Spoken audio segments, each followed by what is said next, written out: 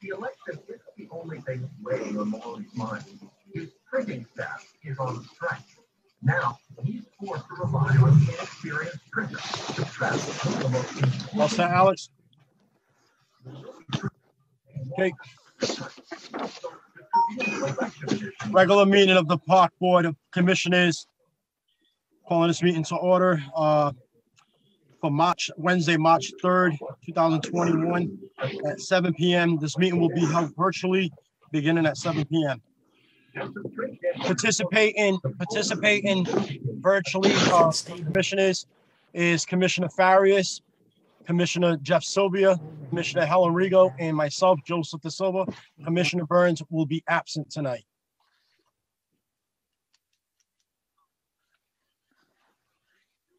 Reading of the open meeting notice. Pursuant to the open meeting law, any person may make an audio or video recording of this public meeting or may transmit the meeting through any medium. Attendees are therefore advised that such recordings or transmissions are being made, whether perceived or unperceived, by those present and are deemed acknowledged and permissible. Acceptance of the meeting minutes from the meeting of February 3rd, 2021 minutes. Motion to accept. Second. Motion to accept. Commissioner Jeff Sylvia? Yes. Commissioner Victor Farias? Yes. Commissioner Helen Rigo? Commissioner Helen Rigo?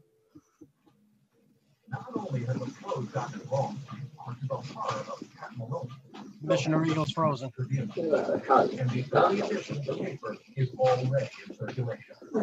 Commissioner Rigo, can you hear us? The headline goes down as one of the biggest election day blunders in American politics. So how does Truman Commissioner Rigo? around and win? 4 months before election, Nancy, is there a way to see if she can connect through the phone? Andy was trying to do. It's on the this or on that. So Truman took action. He hit the road on a whirlwind 6-week, 22,000-mile campaign tour, giving 355 speeches along the way. He has visited thousands of people and seen their faces and seen the large crowds with them California. But he can see and feel their support for him in a way that escapes any media. Truman's strategy. They're trying to connect again, so.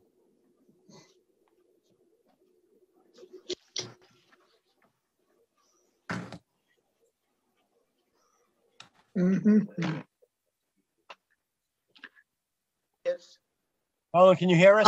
We're just having some internet issues here, so if she fades out, I'll hook for you. Yes.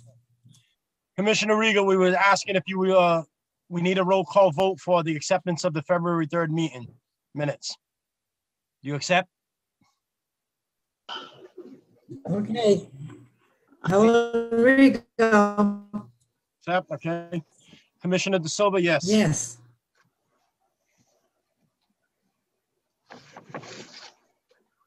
Citizen input. Do we have any citizen input? Yes. I did not receive any citizen input today. No. New business. We had an open meeting law complaint from Patrick Higgins on 2/3/21 meeting. Chairman did not state names of park board members participating remotely or only topics are listed on the agenda for general public. We already did that earlier, so we'll take that under advisement. Thank you. Do I have a motion to accept this? I make a Motion motion to to refer accept, to, go ahead, Victor. motion to accept it. Thank you. You have a second? Second. Okay. Second. Roll call vote. Commissioner Farias. I have a question. Yes. Are we just gonna accept it, or we're gonna accept it and send it to, refer it to, Corporation Council? Ms. Smith, I think we just had to acknowledge it, right? Well, no, I think they have to answer it. So if Okay. you're not going to answer, it needs to be referred to Corporation Counsel. And it would also, the board may ask if Corporation Counsel feels that the topics listed are enough of an explanation. So I would advise the board to probably refer it Okay, to Corporation. Okay, I'll make a motion that we'll refer the complaint to the Corporation Counsel. Corporate Counsel. And I second that. Okay. Commissioner Farias, Yes. Commissioner Rigo, Yes. Commissioner Sylvia, Yes. Chairman DeSilva, yes. Okay. Item B, Fall River National Baseball, Rogan Boulevard Proposal Improvement Project. Hi, How you doing? good. How are you? You state your name and that so the public knows who you are? Brandy Vining on 20 Bardsley Street. I am the president of Fall River National Baseball. Okay, thank you. All right, so I know the last time we had you come on, because I think you had your the treasurer on to give some presentation, so we needed more information on that. Yes, We did receive some correspondence, if we can go over this stuff.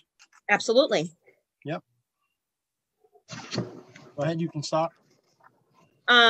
So on the last meeting, we were asked to submit phases for the work. Mm-hmm. And the contractor that we've chosen but have not legally or, don't have any type of contract with is on as well. So we did submit the phases, one of which is Lafayette Field and the middle field, which is labeled Dumont Field, would be the two that we would be looking to do right away. However, Lafayette Field is pending if we're able to get, if we're able to use it during AAU games due to, or able to use porta-johns. And at this point, with advisement from the Board of Health, they're just waiting on the governor. So basically we don't know. So I'd be looking to have the work on Dumont Field start first, wait and see what happens with the governor. If we're able to have porta-johns, then I would be pushing or putting forward the permit for Lafayette, not just for, but to use Lafayette for AAU games. Yeah, I had a question. Dumont Field, you have first field, D'Souza Field, third field, middle field, and then Lafayette. I obviously know Lafayette is Lafayette. But which one are you actually talking about Dumont? Because the three of these at Dumont. Right. So I guess it's all technically Dumont Field. Mm-hmm. I'm not sure what the progression was. I think the middle field was the original Dumont Field. Okay, so that's the one that we're talking about first. Yes. Okay. So if the commissioners, if you guys wanna, I know it's item A for all of them and that, you might want to number these so that way we know which ones we're talking about. So middle field Commissioner would be the first. DeSilva, Go ahead. your agenda might be a little bit different. We had to put Patrick Higgins in front. So your A is their B. Okay. All right. So Dumont Field is all labeled for them B, item B, Okay. as it matches the agenda. Okay. Yours, I apologize, is a little off because we had talked before the Yep. open All right. meeting So law. you guys, just if you're looking at the paperwork, middle field, if you can mark that number 1, that we're talking about that one first. Then what would be the second project you were saying? Lafayette Field. Lafayette Field is the second one. Yep. Okay. And the third one would be the third field or the first field? Well, it's one of those, the third field is the one that needs the least amount of work Okay. So we'll out do of the others. So that would be the fourth one. yes. Okay. Well, the third one, the third. Yep. I Okay, mean, so go ahead. ultimately, we're looking to have, again, depending on how COVID progresses and the governor allows, we'd like to have all of the work completed by June. Well, I'm sorry, the end of July. Yep. For the Batting for a Cause tournament that we host every year, if we're able to have it. So the timing is going to depend on what we're allowed to do. If we're not able to have the tournament, then I would push everything until, you know, out a little bit further. Okay. All right, so before we go on, I just want to make sure the rest of the commissioners are on, have this. So the middle field should be the first phase. Paperwork that says middle field. Yep. Second phase should be the Lafayette field. Yep. The third phase should be the first field, the Souza field. Yes. And the fourth phase should be the third field at Dumont. So that way, if we're talking about it, we know which ones we're talking about. Yep, and I've updated mine as well. All right. So, any commissioners have any questions about this? No.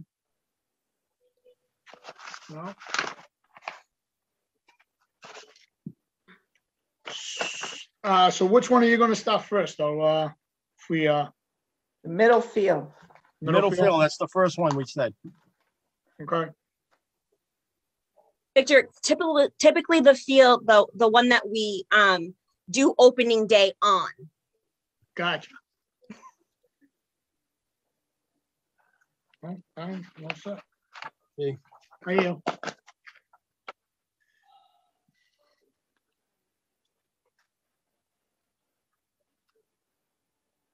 Mute yourself, Jeff. Commissioner Sylvia, you have a question? Yes. Go ahead. One of the sheets says labor cost. Mm-hmm. Is that labor cost for the entire 4 phases, or is that broken down somewhere different? That is the labor cost for the entire project. So basically, and the contractor is on here as well, so he can speak to what he's working with us with.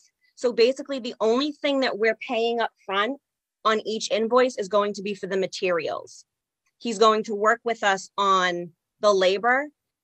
So as we get started, as we get registrations, as money starts to come back through, he's going to allow us to pay the labor in installments. Is that the only thing that's going to be paid in installments, is the labor? Yes, as each project's done. So as we start the middle field, whatever the material cost is, that's what we'll pay him. He'll do the work. The next one that gets started, we'll pay him for the labor, for the materials. And then as you can see, I think on the invoice, he has that the labor payments will not start, I think, until May. May 15th through 2021 to April 15th, 2023. And this is, I mean, I do not intend to have payments go to 2023. This is him being kind and allow our account. I know one of the commissioners, I think it was Commissioner Burns, right?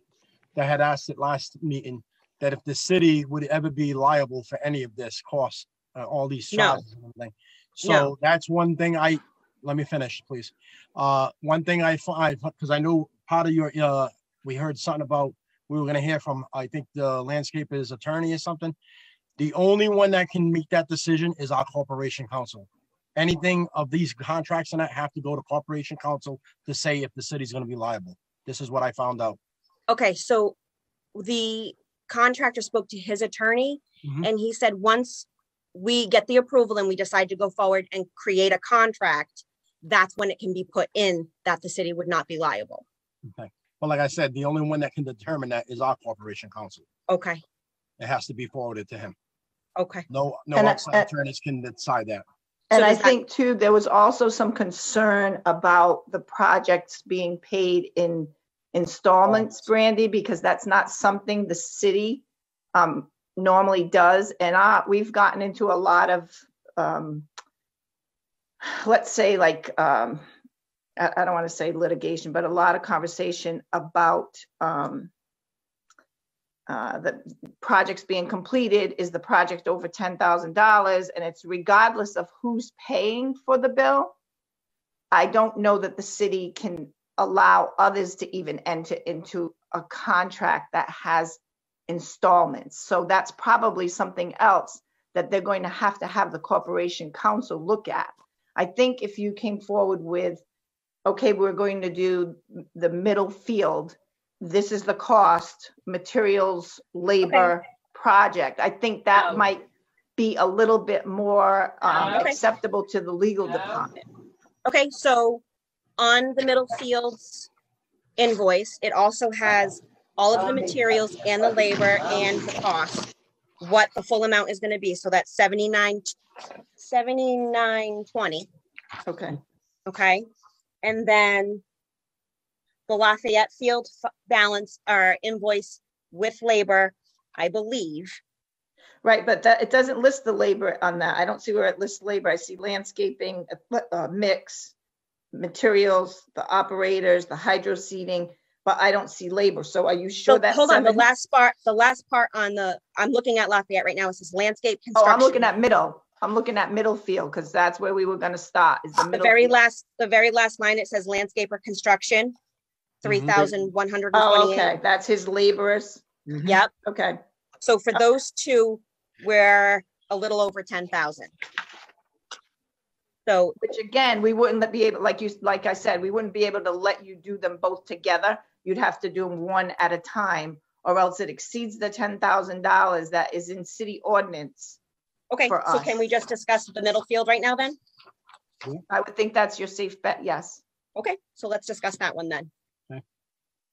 Because I want this meeting to be as productive as possible. Because exactly, you have to get moving. Yep. And I don't care how the work gets done or when it gets done. I just want to start the process. So if we have to go one by one, we have to go one by one. I'm completely fine with that. One of the concerns that I was hearing is, and that's why we said we'd have to refer this to corporation counsel today, is because you can be here today, make this contract with this landscaper, and then gone 2 months from now you're gone. Now, how's he collecting his money? I understand. Obviously, I understand. I don't want to get paid. No, absolutely. So can I just ask a question? Yep. I don't know what corporation counsel is. Can you explain that to me a little bit? Corporation counsel is the legal lawyer for Alan Ramsey. He's the lawyer for the city. What is his name? Alan Ramsey. Oh, okay. Yep. He's the legal lawyer for the city. Okay. Now I understand. Yep. No. Okay. Go ahead, Commissioner Rigo. Now you people have the money to take care of this? Commissioner Rigo, the copy of my bank statement should be with my presentation. Okay. Right, but in their agenda packet, Brandy, I didn't put your bank statement. That was sent to the commissioners in a separate email because we send our agendas out to the general public. And I didn't believe that that was something that should be included as far as your financial information that you were reporting to the board.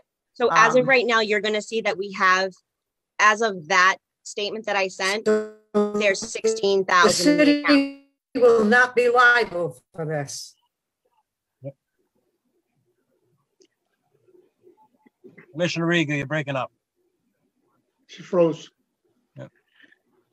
She's asking if the city's going to be liable, which you already answered. That can't be determined until. Right.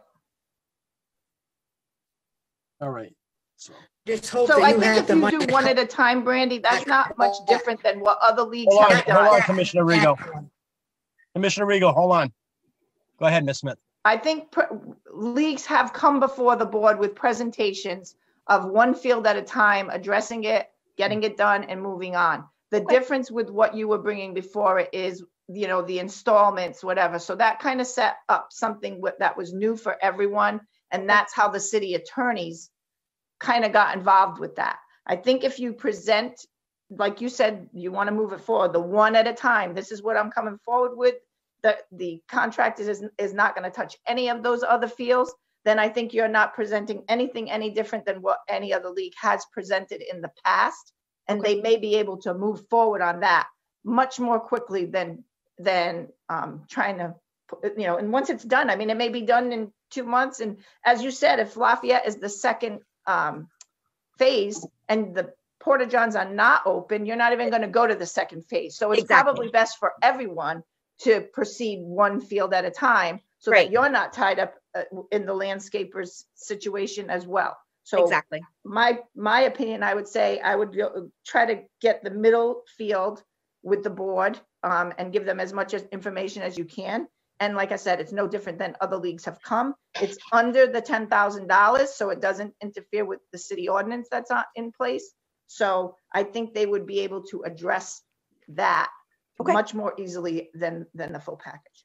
Perfect. And I'm perfect. But again, Helen's concern of the liability, that's what happens. You're going to enter into a contract, but it's going to be a contract that takes place over a month, not over 2 years of installment plans. Right. So No, I understand. I get that. With that, Commissioner Silva, you can take the board's information, and if the board has any discussion. I'm just figuring out something right here. Give me 1 second. Can I ask a question? Yes. Does adding dirt to the field,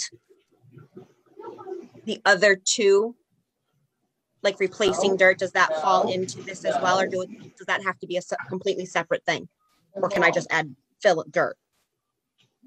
I would leave this contract, this particular field, all by itself. If you want to do like normal field maintenance, like you guys bring in clay sometimes and we give you clay, and you want to do some just general field prep, I don't think that's this is an issue because it's a large purchase, a large situation where you're entering into that.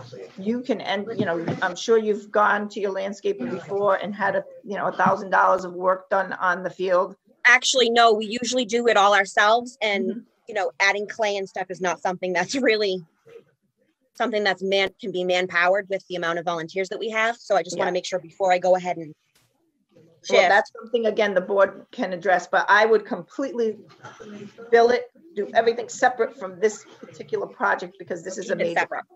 Okay, keep it separate. So going back to Commissioner Rigo, Ms. Vining has said she sent her a statement to Ms. Smith. Ms. Smith sent us, only the commissioners, her bank statement separately, because we couldn't send it out of the packet because that goes to the general public. And that's only very, for our, that's confidential stuff right there. So, huh?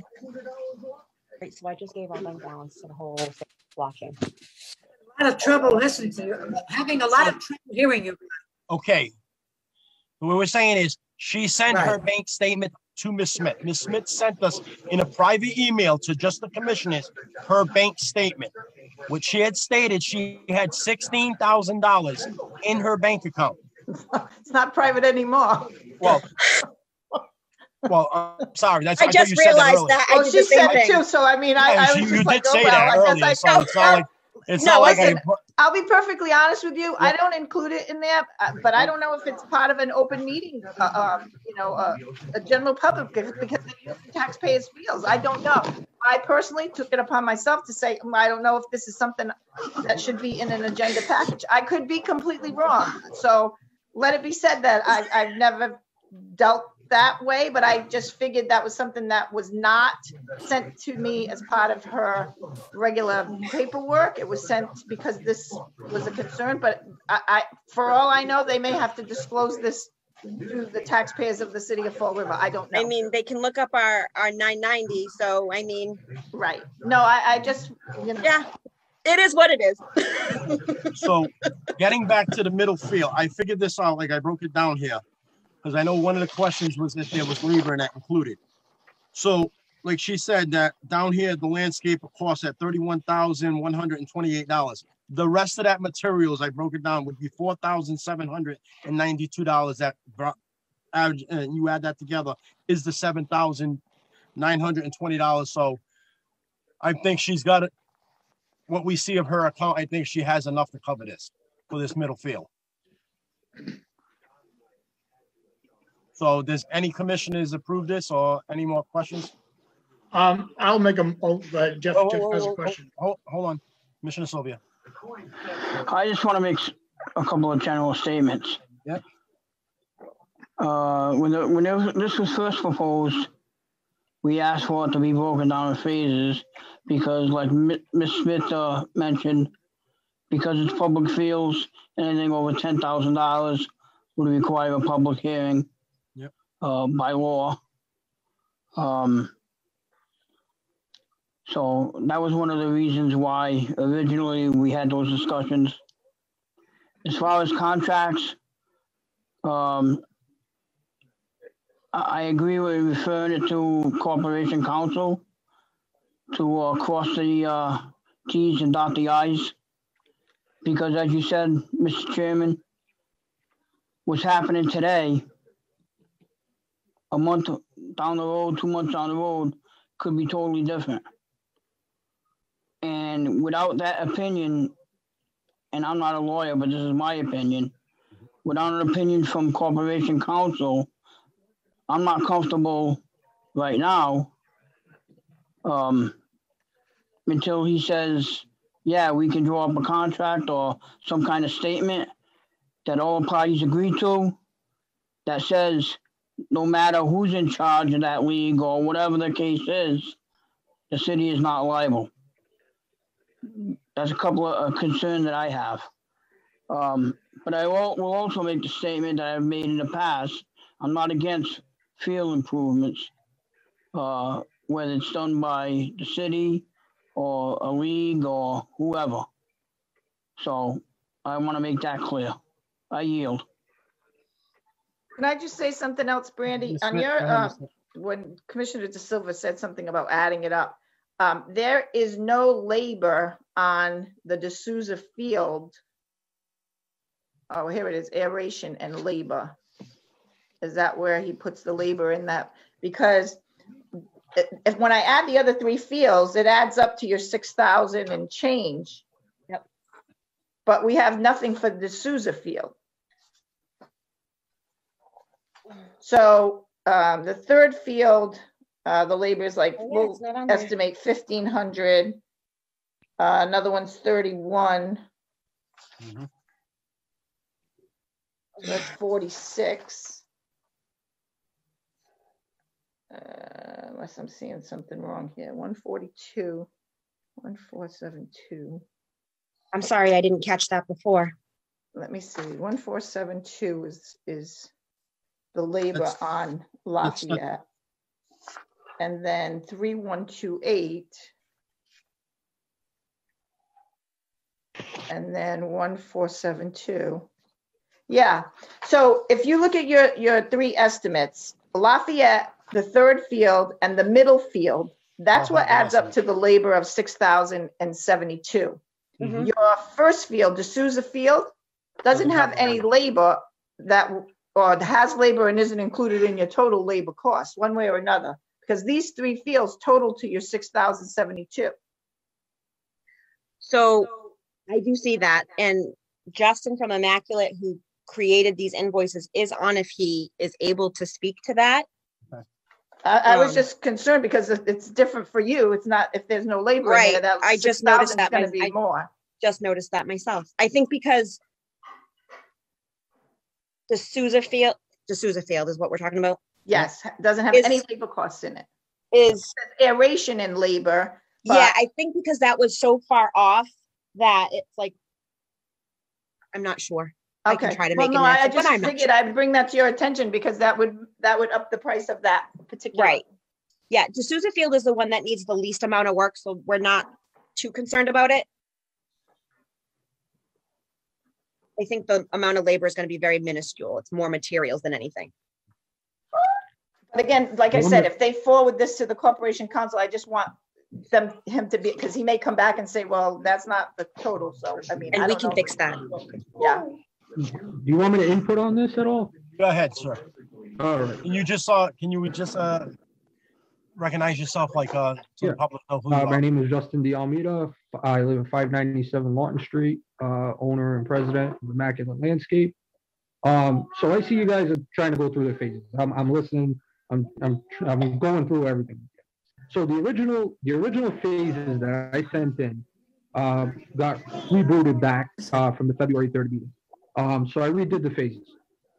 It was phase 1, phase 1.2, and then phase 2. So originally, when you do a project that's cost efficient right around in the same area or in the same vicinity. To make it cheaper for the league or for the customer, you try to incorporate, phase 1 and phase 2 into one project. Being that phase 1.2 was actually the new field down at Dumont. The new field does not need much. Pretty much, it's an upkeep. Normally, it would be through Nancy's crews. Nancy usually sends her crews out to do the infield. Pretty much, that's what that field needs. That field needs is a touch up on the infield and a treatment on the clay. That's what it needs. It needs the treatment to keep the weeds down in the clay, so that way it stays feasible for the remainder of the playing season. The concern field that they have down there would be the middle field. The middle field is not playable unless it is worked on. So I know that is considerably the main one that you guys are right now speaking about. But in the sense of things, and from a standpoint of what needs to be done, and I know that, it's within that $10,000 barrier. So it would possibly have to go to a hearing. What would make sense would be to actually do the middle field and the newer field down at Dumont together. I mean, if it's something that's going to cause an issue, at this point in time, the work needs to get started, especially when it comes to hydro seeding. Anybody who is in the business would know that right now is the cautious time for hydro seeding. So in the spring, normally is, you tend to get weeds with hydro seeding. And the longer you prolong it into, late April, beginning of May, and into June, if it's not treated, it's weed. Anything beyond June through the end of September is a no-go. I wouldn't even touch it. I would cancel it out. So I mean, in the sense of things, if it is going to cause an issue, and the city would allow for the league to help, and with touching up the infield at least on the other field, on the newer field, I'd be willing to to put up the labor and the material and the machine costs to at least help the league out, get those two fields up to par. So it would cost the league $7,920 to do two fields. So legitimately, it would cost them to repair the middle field down at Dumont, and also with collaboration of people from the league, I would get the newer field up to par. I mean, if it's going to help the kids go out and play, and it's going to help the league out, it ain't going to kill me. A couple of grand ain't going to kill me. Okay, question now. The newer field, is that the Sousa field or is that the third field? To be honest with you, I don't know the names of the field. The only way I can tell you is if you were looking at the middle field, it's the one to the right. So it's the newest field to the right as you're taking the exit. That's the only way I can tell you. I'm sorry. Ms. Vining just said it's the third field, so that would be the fourth phase. So you're talking about the middle field and the third field. So yeah, what I would do is I would do the middle field, which is phase 1, and I would do which is I guess in consideration phase 3 or 4, whichever one that was.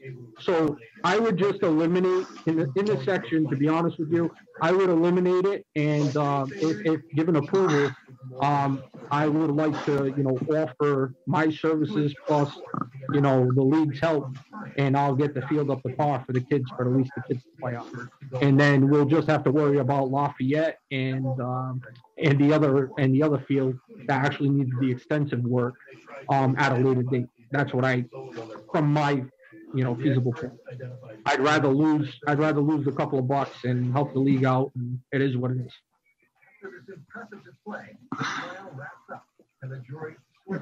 Okay. I think Commissioner Rigo, Commissioner Sylvia have questions. If she wants to go first, that's fine. Commissioner Rigo, go ahead. I have a question. Sure. Is this construction work on the baseball field required to pay prevailing wage? No, they're not. No, they're not. We are private.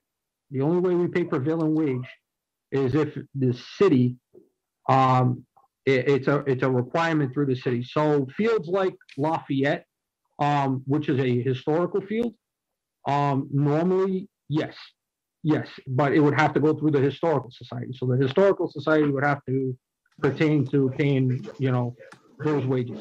Yes, they would have to state it, stating that, yes, I would have to pay prevailing wage. But privately, the league is the one that's paying for the services and not the city. If the city was to put up the funding, yes, they would. I would have no choice. But the city is not putting up any funding, so I do, and it's going through a private league, even though it's city run. Yes, I don't. It can be normal wages.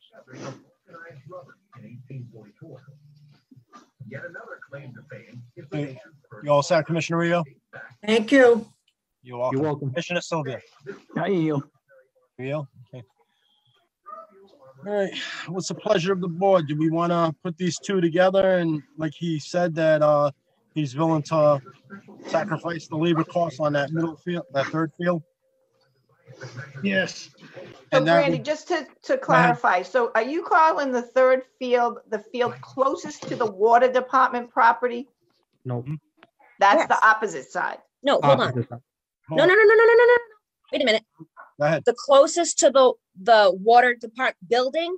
No, water department property. With that field that's in the back, when you walk in, you had a field that had the black tarping on the dugout. Yes. What field is that one that you're That's calling? D'Souza Field. That All was right, that's dedicated D'Souza Field. to Jimmy So you're D'Souza. saying to me, you're saying D'Souza Field doesn't need that much work? No. Cludia Field, all the way down the end behind the Doesn't park. need that much work. Right, because that's Yes, the I newest agree. I was one. like, I was getting flip-flop. I'm like, that field is the worst field. The Yeah. first, I'm sorry. I'm going 1, 2, So, 3. Yes. Cludia, I'm yes, going, 1, 2, one- and 3. yes, 3 Cludia is in Field- the back. Cludia 3 is Field set is the back most near the recent- water department property, near the Yes. Damaris Playground. That's 3. Yes. That Okay. will clarify for the board Okay. which field is which. That's One the is third- the one that had the I'm tarp. sorry. So 2 the is third middle field is the one, newest and field. 3 is the one Yeah. that's down behind Damaris Playground. Yes. Just so you guys know. And that's the third field, correct? Yes. Thank you. Well, That's the one Third that is does the not one- need a lot of work because it's the newest field that has been there. Yeah. And it hasn't been in previous years, it hasn't been played on as much. Yes. So what we would do is replace the first field, D'Souza Field, Well- and push everybody to the third field. So it would be the middle and the one behind the park that's being used. So 1 and 3, Yes. right? Yes. 1 and 4. 1 and 4, 1 and 3. Number Well, 1 we- and number 4, okay. middle field, third field. So what I think what Commissioner Farris is talking about was phase 1, phase 4 is the two Right. we're talking Yep. about right now. Yep, phase 1 and phase 4. Yes. So, So that would be middle field and third field. Right. Yeah, the invoices are, the numbers on the invoices are 104 and 101. Now Okay, you so got You know it. what? When I we don't mark think I don't even know that they say that 104. So It's right at the right two at the fields top. you're talking about is 3,542. The amount 3,542. That the contractor said he's willing to do the work, Yes. Right. work with the league, and have nothing to do with the city having or you guys coming before us for a contract. Yeah. What is coming before this board is the middle field and the $7,900 to repair the middle field. So Mhm. just to clarify, Yes. the other is just going to be no labor, so it's not going to be that 3,000. It's going to be something where the league purchases the materials, and this contractor helps you spread the materials along with your Yeah. volunteers to do like Yeah. what you guys do on a normal basis. It's just you have the contractor to help you. Am I understanding that correctly? Yes, upon permission of the park board. Yes. Right, exactly, because you still do need permission to have an outside contractor come in and help you. But Yes. I think the main thing here is the $7,000 contract they're allowing you to work on 2 fields, but I think they need to know that contract is not going to be paid in pieces. Okay. But they'll never know that, and I think that's why they want something legally to say. So I guess that they would like to have you submit something to us along with this, So we can give it to the corporation council saying, one-shot deal, this is what it's gonna cost.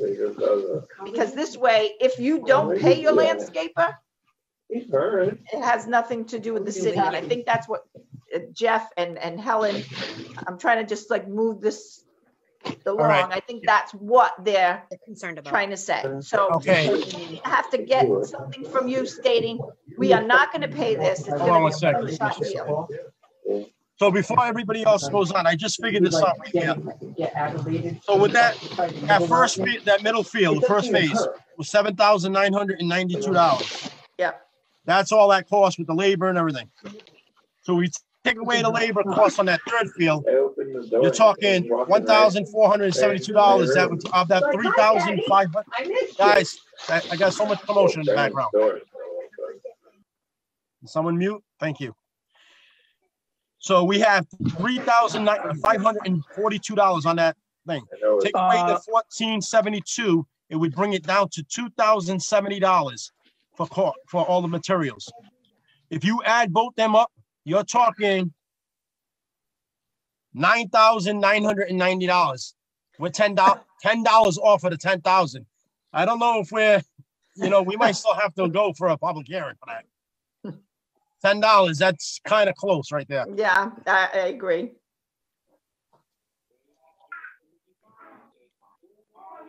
Go ahead, Commissioner Sylvia. Unmute yourself. Sorry about that. I'm a little confused. When we started this, we labeled the fields. Mm-hmm. I'm clear with phase one, the middle field. I'm clear with Lafayette as phase two. Yep. The other field that we're talking about is which one? Phase 4, the third field. That's the newest field. Number 4. The newest field. All right, Clodia field. So Okay.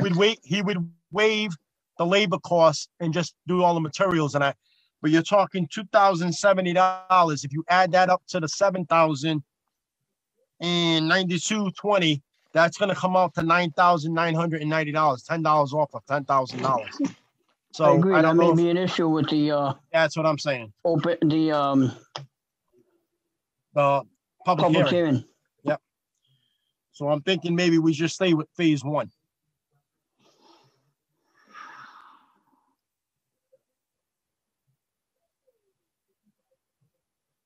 I'm willing to do whatever you are comfortable approving. So at this point, you just tell me what you're going to allow me to do.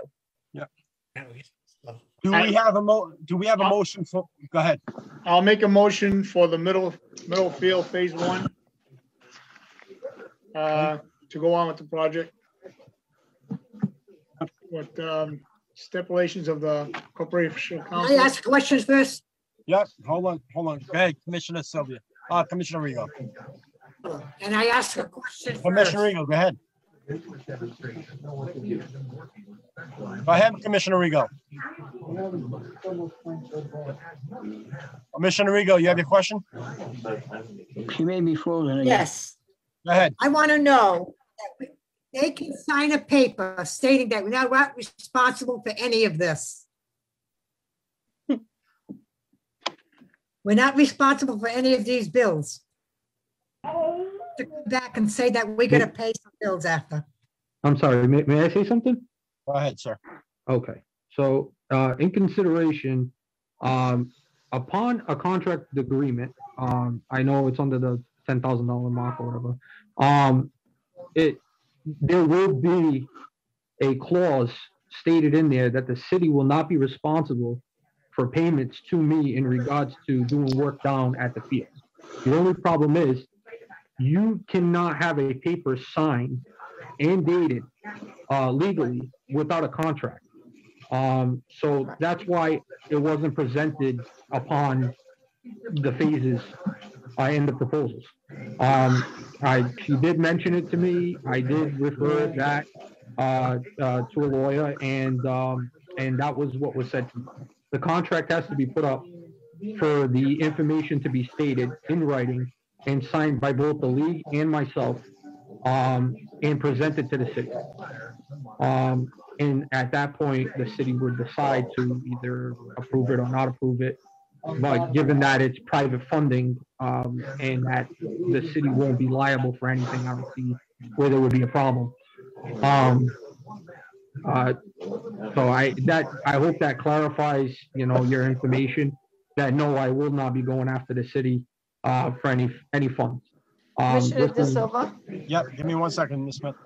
Chairman De Silva, I'm going in and out. I don't know how much longer I'm going to be on this.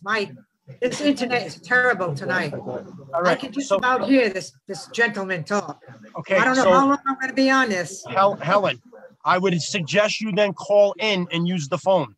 That way, Alicia on the phone and you will be able to hear us. Call the phone number. What's the number? It's on that paperwork that was sent to you. Go ahead, Ms. Smith. If the board wants to go ahead and approve phase 1, the board can make a motion pending receipt of a contract that clearly states that the city of Fall River is not responsible for any whatever, and maybe the legal department can tell us what type of, we get that contract with them. We're saying they can do the work.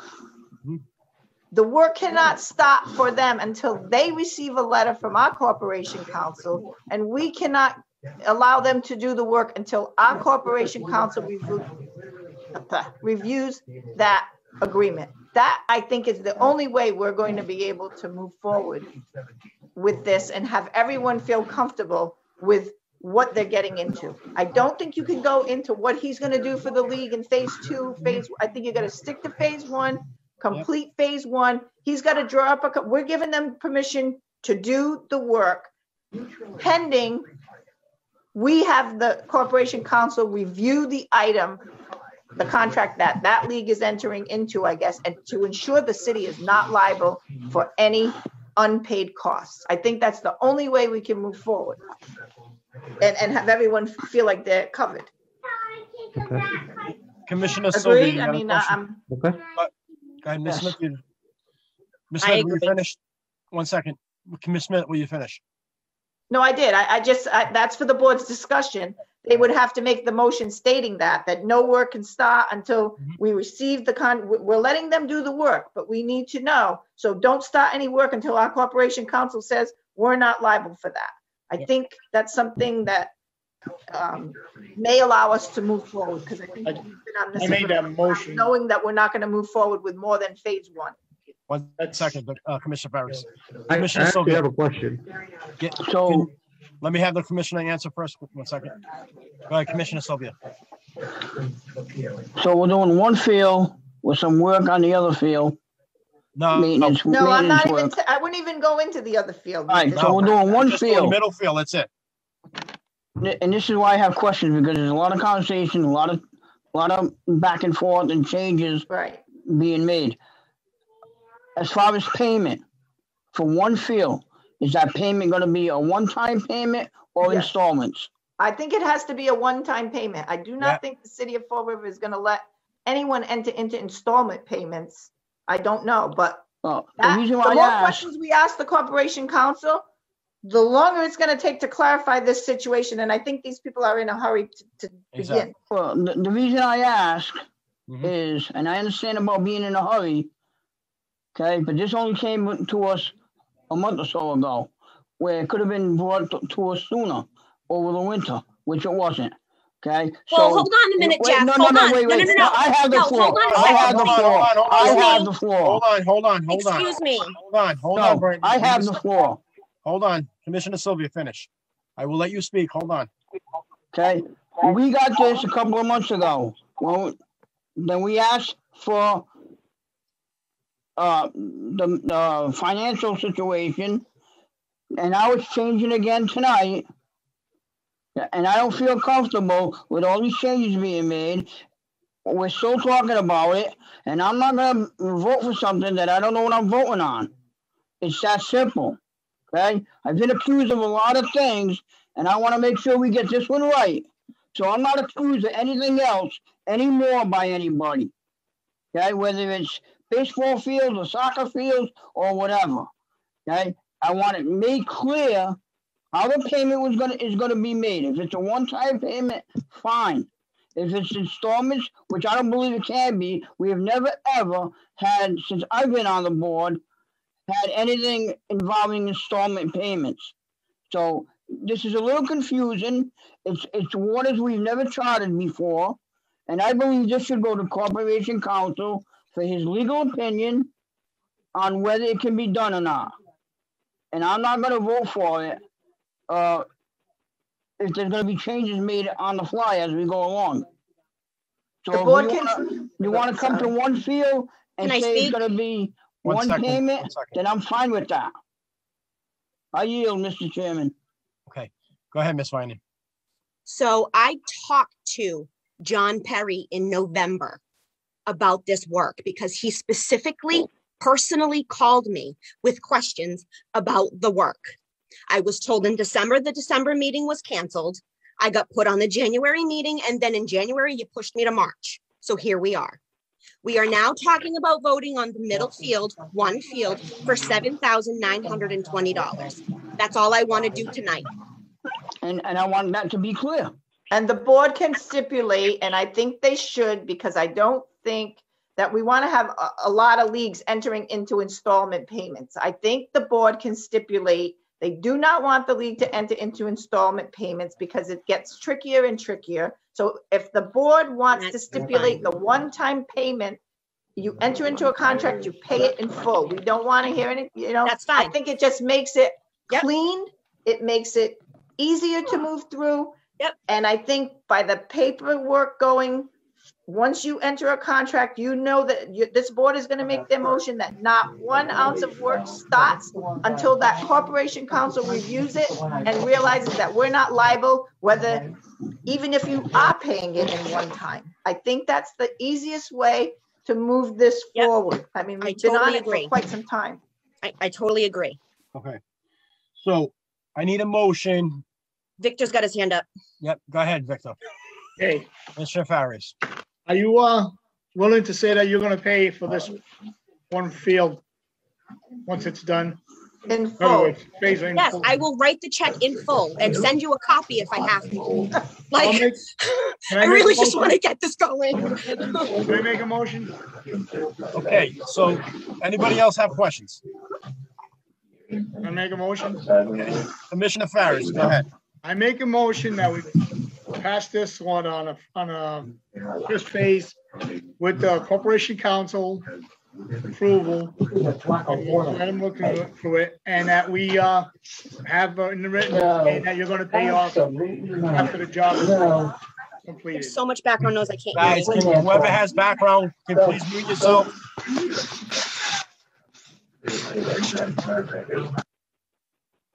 Thank you.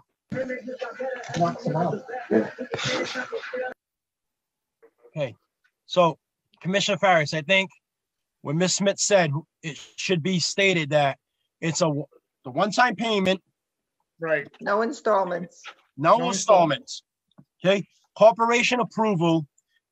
We will approve this. No work can be done until we have our final say from Corporation Council if they agree after the contract has been signed and everything. Or Exactly. drawn up. So Correct? just Yes. to clarify, I have to get my contract first, forward it to you so you can forward it to corporation and then we Exactly. can move forward. Yes. Got it. Exactly. The faster you have, and that language, whatever language that the landscaper is saying, he was told to put in there by his attorney, has to be included in the contract that the two of you sign, so that all that information is given to the Corporation Council. He can look at it and go, city's not liable for a dime. This board can get an opinion from him. They're covered. You get to do your work one time, no installments. Once this is done, if you're just going to do minor work on the field, that's just something that you have to let us know you're doing that with your league, because all leagues do that. Right. So do I have a motion for that? So Victor made the motion. Okay, do I have a second? What do you do? Do I have a second? Commissioner Regal, Commissioner Sylvia, do I have a second? Second. Thank you. All in Now I'm going to do a roll call vote. Commissioner Faries, Yes. Commissioner Sylvia, Present. Commissioner Rigo, Yes. Mr. Chairman De Silva, yes. Faries 3-1. Go to Corporation Council to get our. Right. So please get that into us as soon as possible. Yes, I will. Thank you so much. No problem. Have a good night. You too. Ms. Viner, you going to be staying on the meeting? I wasn't planning on it, but I can. Ms. Smith, I want to talk. There's some questions about when we're going to talk about. Give me 1 second. The permits. Yes, I have some questions about that when we get to that part. Okay, I can stay on. I can stay on. Thank you. Well, you can take it out of order, Commissioner, if you don't want her to stay on through all the rest of this. Okay, can we It's up to take? you. Can I get a motion to take Make a motion to take E out of order. E out of order, please? Second. Hey, roll call vote. Commissioner Sylvia, Yes. Commissioner Faries, Yes. Commissioner Rigo, Yes. Chairman De Silva, yes. So we're all on item E right now. Field permits, field and league permit submittal information. So I know there's been some confusion with, was it last meeting or the meeting before that we sent out for all what the leagues, what we wanted? That was probably the February, after the February meeting, I would think. Yes. Okay, so we're still getting May have some, even been January. so we're still getting some stuff from different leagues that we're not getting from everybody. So I know some people, one thing that came to my attention is the solicitation certificates. If your solicitation certificate has expired in February of, is it 2019? Or I mean, 2019, or actually February. I think the 2020. lowest we have is some of them have 21 dates, some of them have 20 dates. Yep. So we need to get those all on Yep. having a 21 date. The other Exactly. thing is, I think the other question that you had was banners. Some people use banners, some people don't use banners. If there's a particular item, so the board can review these easily. If there is a particular item that you are not using on that checklist that we sent out, that you should put non-applicable. League does not use banners, because by not sending it in, and I don't know, some people did this, some people don't have that. It's all different pieces. By not sending it in, it makes your application look incomplete. So everybody has to send either the item that's requested or some document or Someone mute their explanation background, of why please. it's not there. Because these commissioners are very new at reviewing what this information is. So by it just not being checked off, it just looks like people are submitting, and we have had this in the past, so. Okay, so mine expired in August of 2020. Okay. And I was hoping to have everything switched over from Fall River National Little League to Fall River National Baseball, but everything is closed. So I can't get anybody to figure out what's the best way and more efficient way. Everybody's working remotely, so you might be able to do this. So I did submit, I figured out that we can work under our current tax ID number as long as we list that we're also working under Fall River National Baseball. I have submitted and paid for the solicitation application. I'm just waiting. I think if you just ask them, and this is what I'm saying, in your case, you Yep. just ask them to provide you with an email or a document saying that you have applied for it. And that's And going to be your sufficient last because it one wasn't sufficient before. That's why I didn't do it. Well, I mean, what I'm saying is it's better than nothing. And if they wanted to, right now, if you don't have anything in your application, it looks like it's not being submitted. Okay, so I thought yours might have been, I think in the fall, I had one from 2020.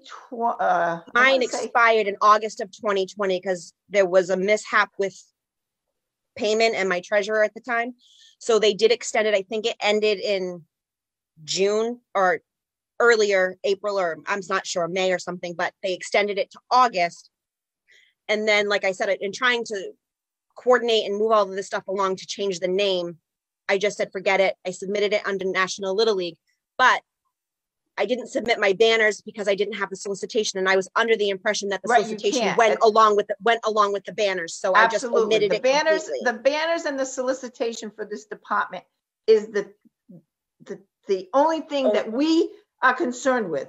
We're not going to monitor leagues of what they do outside, but when the banners are on the fence, then we are a product and involved in the solicitation of that. So that's where the city requires that, right? Without that certificate of solicitation, no banners should be put up, because that's the piece that ties the city to your fundraising, I think. So if I provide something stating that I've paid for the application, I think you need to get it from the AG's office. Yeah, I can. Yeah, it's actually like a submittal through the AG's office payment site, and I can probably get the email. What I would say is submit it, because it's not going to be my decision. It's going to be the decision of the board. I would try to see if you can get something in writing from them stating that it's in the process. Okay. And that obviously due to COVID and everything, it's a slow process right now, but at least something of a letterhead on the letterhead or something from them stating that it is in process, that it's just pending. Okay. We stated that months and months ago, that because of the pandemic, if it was in the process, we would accept an email or a letter on letterhead saying that, yes, this particular organization is in the process of renewing their paperwork. We did say that months ago when we put this new list together. And I know that for a fact because I'm the commissioner who brought it up. Right. So it's every league. Some leagues are not submitted, and I realize rosters can't be submitted. But what leagues have to realize is everybody wants to start their permits April 1st. But yet your information that you're bringing in isn't completed to you until March, whatever. So, 21st, you might, or 25th or whatever. You guys are having registrations until these dates, which is fine. But this board is not going to have a 2-week turnaround time for all of these leagues. So that's what makes it a little bit difficult, because that Little League started in May. So can I ask, so can I just ask, and this is just a general question, I'm just trying to get on the same page here. So given the fact that we're all in the same spot, and it's the same thing year after year, we can't submit a full roster. I mean, I try to submit what I have at the time. Typically, it's usually the same kids with maybe a handful of new kids. So is that something that can't be taken into consideration if it's the same, like us and Kennedy, we've been submitting you have to show your rosters. You have to show the turnover of your roster. And the other thing that the rosters does is, how do you know if you need 2 fields, 5 fields, or 1 field until you have your completion of your rosters? Because like I said, typically how much it doesn't change drastic where you're not gonna. Right, but I'm saying, if you're not playing games, you're practicing. So usually your fields are getting used. Right, but we have to say that when you're practicing with 200 kids and you're practicing with 75 kids, there may be some free time there for some. I get it. Okay, so that's what the board is looking to do. Okay, it's just. And again, I'm just trying to clarify, because I've never been given the explanation of the ins and outs, so I really truly don't know the reasoning behind. No, and like I said, this is the information. If nothing is submitted, then it looks like it's just incomplete. If something is submitted, it lets because the board is the one who now goes through all these applications. It's not me. I work with them, but they see what they want presented and they go with it. So submit something rather than nothing. That's for everyone. And federal's on right now too. And I mean, we have this, a lot of people watch our meetings. So this pertains to the soccer leagues. It pertains to everyone. So this board has a little bit more information, and they know that it's not an incomplete application. But I just want you to know that the turnaround time, we're going to do what we can from your March submittals till our April 7th meeting to try to get people for their opening days, which are probably 2 weeks later. So just everyone has to be patient and work together to get this accomplished. And Ms. Smith, just to clarify them, their rosters are not shared with the general public either. It's just with the commissioners and private emails. So Okay. just to clarify that, because I know there was some concerns that Mr. Perry got an email from you that Yep. you thought I was asking for date of births and everything. I was only asking for what you sent me originally in the original email. Okay. And I said I wanted addresses. I didn't want date of births, and I wanted addresses because I need to prove that these kids, these are taxpayers, the taxpayers are paying for these fields, are paying for these parks. I understand. As much Yep. as the leagues help pay the cost to try to improve them in that, it comes down to taxpayers are the ones that pay for these fields. And they need to know that it's Fall River rights and that might be a little surrounding towns. There are some though. I have some questions though. Okay. Your roster that's from 12 to 17 years old. I'm Yes. seeing kids on here. There's 15 of them from Fall River. Okay. Yep. 5 from Westport, 2 from Somerset. Starts to question me when I have to see a kid from Attleboro, 1 from Rhode Island, 1 Warren, Rhode Yep. Island, and 1 from Woonsocket. So these are not regular season baseball leagues. Mm-hmm. This is a special AAU amateur athletic Yep. union or whatever however it stands for. So because this is our first year, Mhm. we had to kind of go outside. Obviously, I would love to have children from just our surrounding areas, Yep. but it is not uncommon to have, like the one from Rhode Island is friends with one of the kids from Fall River. It's literally word of mouth. So they all stem from like one child that lives in Fall River. One is the best. The friend lives in Warren, and then there's one that is related to another one from Westport, and he brought his 3 friends. So because this is literally like it's open, Maplewood does the same thing. They have access. I can't say they say the same thing, but we all have access to the same database. Okay. And when we need players to fill our roster to create the team, just to make sure we have enough, we're able to pluck from surrounding areas. So the kid from Attleboro, I mean, I can't speak to his circumstance, but could have been a kid that tried out for his AAU program in his town and didn't make the team. We had a spot open, so he came down to us. So it's a travel team. So it's one of those things that if we're able to use Lafayette Field, all of these surrounding towns will be here, which will be creating and adding to the city as going forward with businesses and things like that. The only problem is I see I'm getting feedback from some of our elected officials and that they're concerned with the residents of the city using these fields and everything. They're not concerned with outside kids from way far out communities and that. This has been brought to my attention. And I'm sorry, go ahead. So this is a message to all the league. If you need to start recruiting kids from Woonsocket, Warwick, we're going to start getting kids from Connecticut, New Hampshire, and everything else. It's not going to fly. It's not going to fly. You need to build a team that then get some other kids that are from the area. I don't mind kids from Somerset, Swansea, Westport, and but I'm not going to approve leagues, rosters that are coming from all over New England. So all that's going to do is create it where we're not able to have home games. We're going to have to go elsewhere. This organization is specifically for travel, and it is not uncommon, just for future reference, when looking at these AAU travel, it is not uncommon for the cities to charge rental fees for the fields, because if you notice, and Nancy had pointed it out from our AAU flyer, that it says field rentals, because some cities do have to rent their fields. So what the two, the home team and the visiting team split the cost. So that may be something, because I certainly don't want to create a team that is mostly from Fall River, maybe has 5 or 6 kids from surrounding areas, which I'm hoping next year won't be the case. As years go on, I'm hoping we can create it just from Fall River, but this is our first year, and you got to start somewhere. I would have no problem with an AAU travel team. It's not uncommon for the city or town to charge a rental fee for that specific, because it's a specialty It's Right. not a recreation program, it's a specialty program.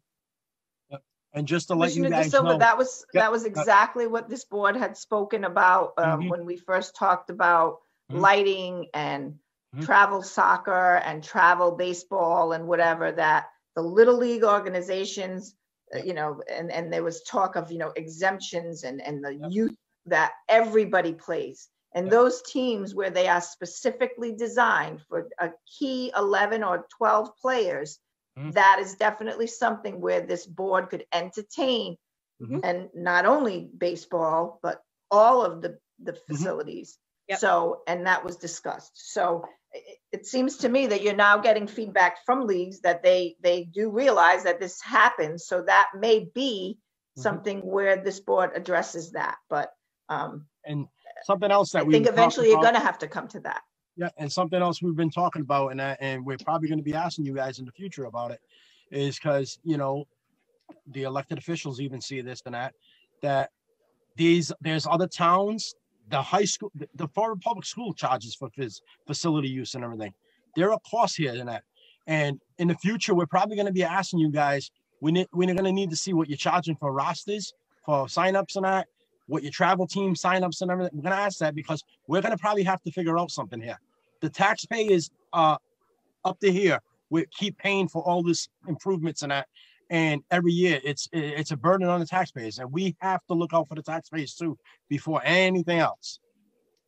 I completely agree. 100%. Completely agree. Okay, so Mr. Chairman, yes, sir.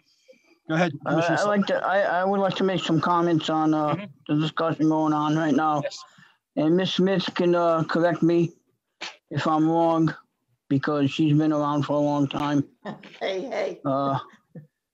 We ran into this issue with travel teams, AAU teams, teams like that, where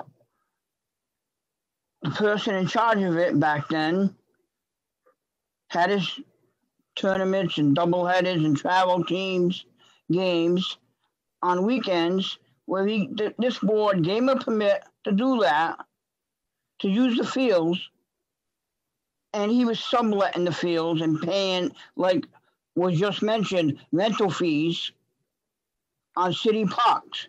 And we put an end to that, and we asked that gentleman not to come back to the city anymore and ask for permits. That was years and years ago, and that's how all this got started.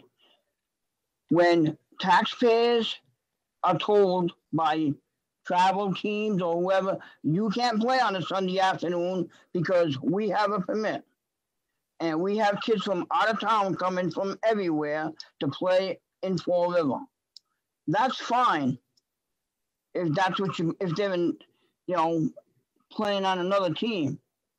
But when you're traveling to go play because you didn't make your team, that is an issue with me and the situation we were in years and years ago. That was maybe like 20 years ago or so. The problem I have is, again, the taxpayers, and I'm going to be able to use these fields, but out of towners will. And when something goes wrong, and maintenance needs to be done, because a league is not going to work on their field and spend money on their field every single year, when the city has to kick in money for maintenance or lights, or because there's talk about lights. We've had these conversations, and we've started conversations about, as Ms. Smith said, maybe charging fees. If we're going to charge fees, then that's one thing. But we don't have that situation right now. And until we do, then I don't believe, and I'm only one vote, I am not voting for anything that involves players from other communities. For the simple fact that we've done it with other sports. If I recall, back in November or so, we had a few soccer proposals for soccer fields, and one league or team or whatever they were totally denied. Yep. Because their roster had players from out of town. Yep. And again, it's not my rule, It's the board's rule, and the board voted that way. So to change it now, until we sit down and iron out whether we're gonna charge fees or not, is not the time to do it. That is only my opinion, and I'm only one opinion. But we did have this situation many years ago where someone literally had the gall to rent one of our fields out and put the money in his pocket, not his league, not on his team, to cover his expenses, like paying umpires, and never touched that field. Never put any maintenance into the field. That's my issue. Not my issue about letting kids play. My issue is about taxpayers. And as the chairman said, there's other people that have concerns that are not on this meeting, but will voice their concerns. And he said it, elected officials. I yield, Mr. Chairman. And the other thing, like I was saying, is like, and it's true. I'm going back to what Commissioner Sylvia said, was that soccer league. This is a lot new to us, and this is where I want to say the animal came out roaring this year. Is because of the pandemic. We're having a lot of soccer leagues, traveling teams and everything, all wanting to come to Fall River to use the facilities because they know they're for free. Because they're free. Because all these complex places are closed because of the pandemics, or these other towns are not letting them do it. So they're all coming here. So now we got to put our foot down, and we got to come up with some kind of guidelines and rules and everything. And like I said, like Commissioner said about travel teams and that. The other thing is, I mentioned this a couple of meetings ago, and I think it was the guys were there from Maplewood Park, and I had mentioned it. One thing is, I'm passionate about my full-time job. I work with low-income kids that live in public housing and that. And I know you guys have sponsorships and everything like that. I asked, my question was, how many kids in them in the sponsorships and that get to play on these travel teams and everything? Do you only let them play on the teams that are the local teams and that? And then they might be good in that, but because their mom or dad can't afford these travel teams and that, they get put to the side. And you know something, that's a tax, that may be a taxpayer's child or something. I am not going to approve something that somebody else that can afford it because they're from Attleboro, Woonsocket or something. Nope. To play on the city league. Nope. So I'm going to tell you right now that I have 3, maybe 4 kids. 2 are not being charged the fee because they cannot afford it, and they're a hell of a baseball player and they can go far with it. They actually both played for Kennedy and they're on the travel team. We offered it to them for free, and 2 of them are playing half price because that's all they can afford. Yep. So for our league, and I can only speak for mine, this is a specialty team, but I am truly dedicated to just getting kids to play and keeping them out of trouble. Yep. Okay. That's my sole goal here. Right. So, all right. And so like 81% of our roster is from Fall River. Okay. Yeah, I see. Or the city. The other one that we got, the spreadsheet one with the ages from 4 and on, I see that a lot of the streets, I recognize them. It's mostly that's mostly up in the Flint area and that. So I know that. Yes, because that was originally our little, that's our little league boundary area. Yep. So now that, but that's typically the kids that we have. And our fees are very low. And if a kid can't afford it, then they play. No kid is ever turned away. We're going to continue the same, even though we're not Little League, we're continuing with the same goal and philosophy is it's about the kids playing. No child will ever be turned away. Whether they can pay, volunteer or not, it doesn't matter. If they show up, they play. Yep. And it doesn't matter how good your kid is either. They show up, every child plays. I've seen it in the future that, in the past, kids, when just in the public school system and that, a kid that was good and everything got passed over because it was someone's certain kid and that Nope. shouldn't have even been there, but it's happened. Not at Dumont. Yep. I can't say not at Dumont, not as long as I'm here. Okay. All right. So, Ms. Smith, do we have any other concerns with these? No, that was something that the questions that the board had brought to Mhm. me when applications weren't complete or the information we were reviewing wasn't complete. To speak to Jeff and the situation that he said, Mhm. that AAU team is what prompted us requesting rosters. And in the future, as I said, to keep this short and sweet, that's the board's decision of what they want to do. But if it is an AAU team with out-of-town players, they are now paying, contributing to the tax base. So if they are using city fields, they're now paying for them. That's what the difference was. That gentleman that was using AAU fields, putting all this money in his pocket, which was not a good thing, that's what prompted the rosters. And he was using a free field because the city of Fall River does not charge. So you're right. If this happens again, yes, the devil is resurfacing. But I think that this board is well aware now, and times have changed since that gentleman, that that's something that the board has to think about. So with that said, I think we've been on this item enough. That situation is what prompted the rosters, and that can explain to Ms. Vining of why we have everybody submit rosters is exactly because of that, because there were so many out-of-town people, this person doing that.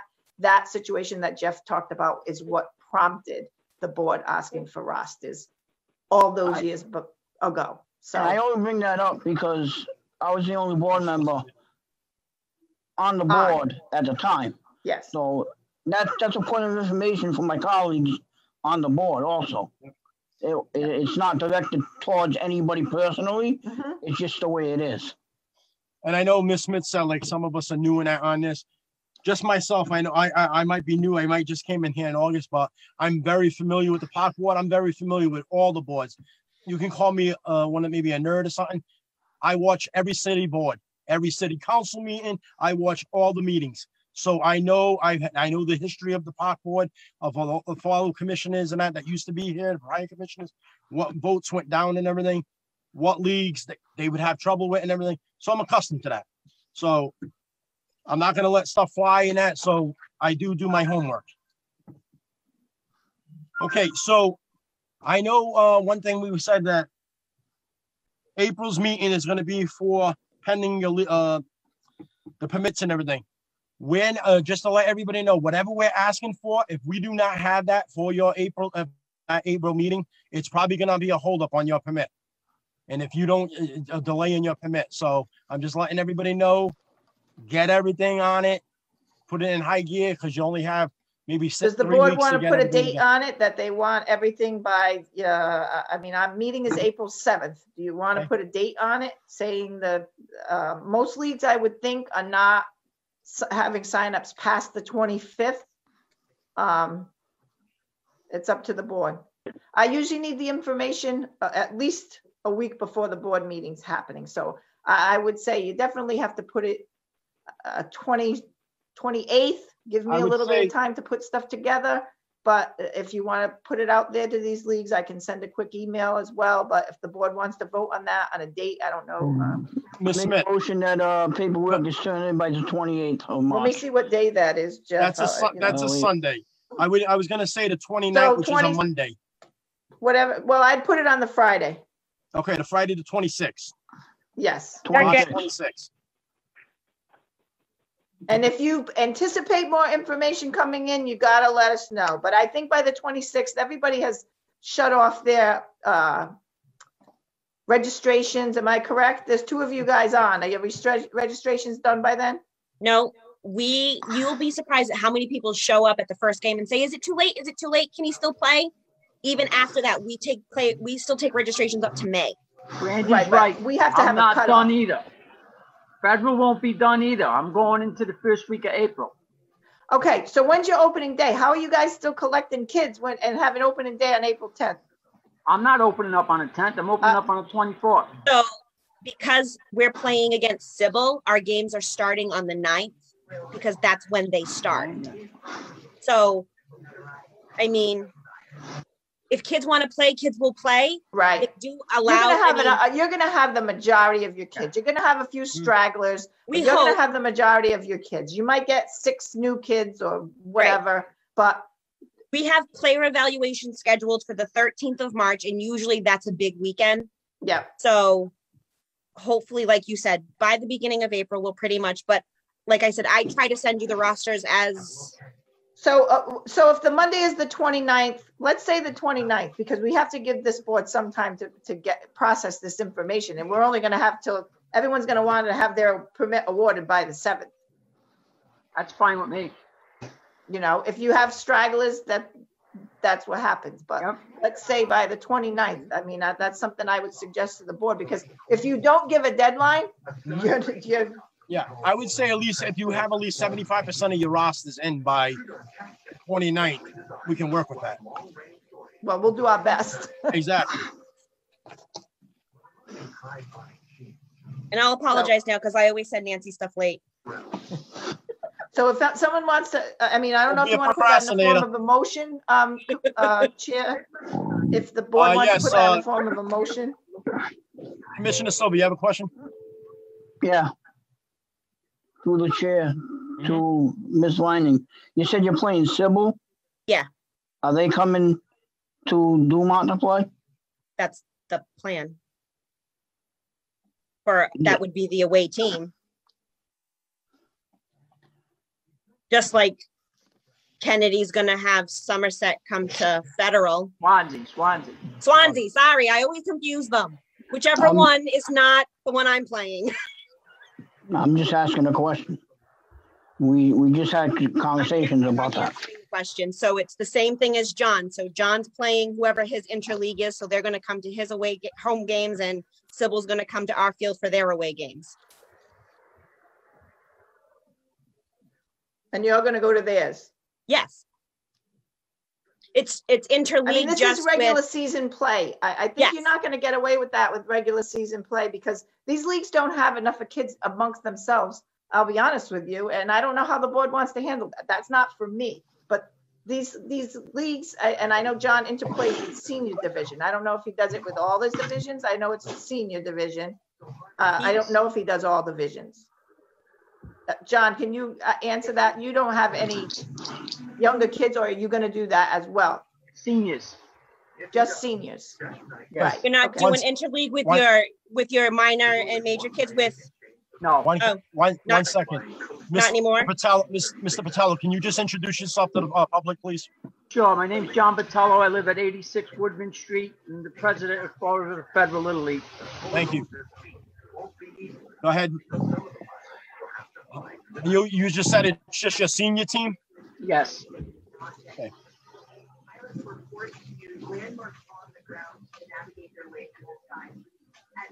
Well, I think at this point this year, I'll be honest with you, if the board has an issue with the Sybil playing at national, and there's nothing that we can do about it this year. If the board has an issue with that, but that's the reason I think they went independent.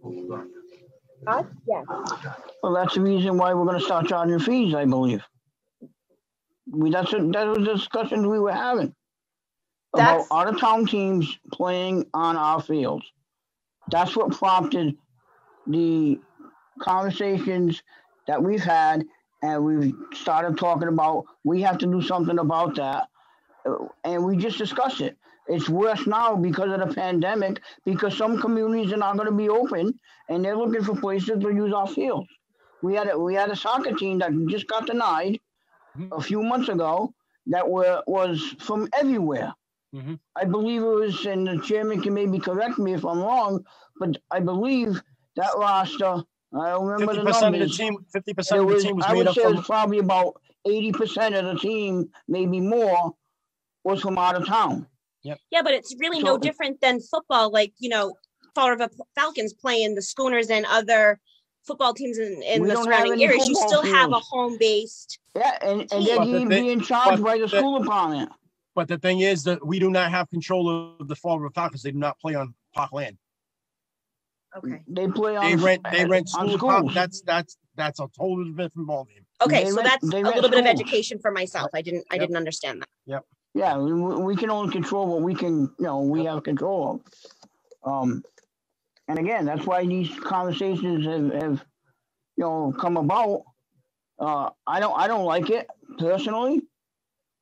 Charge, leagues may have to pay, youth leagues, little leagues, whatever. I have no problem paying a fee to use my field. It's not a matter of people having a problem or not. It may be the reality of the times. It's just like, a lot of you know that we have some of these lights that need to come down in that. We're trying to figure that out. How many fields do we really need to have lights anymore? Because what's the cost of going to be putting these lights back up and that? And the same thing with some it's not just baseball, it's soccer, everybody. Oh, we can't afford the lights in it. Well, I got the perfect solution. Have your games during the day and your games at night, right at dusk, and that's it. You won't have to worry about paying electric. So I'll make a motion that paperwork has to be in by the 29th. 29th. I'll second that. Okay. Commissioner Sylvia. Yes. Commissioner Farias. Yes. Commissioner Rigo, you still with us? Yes.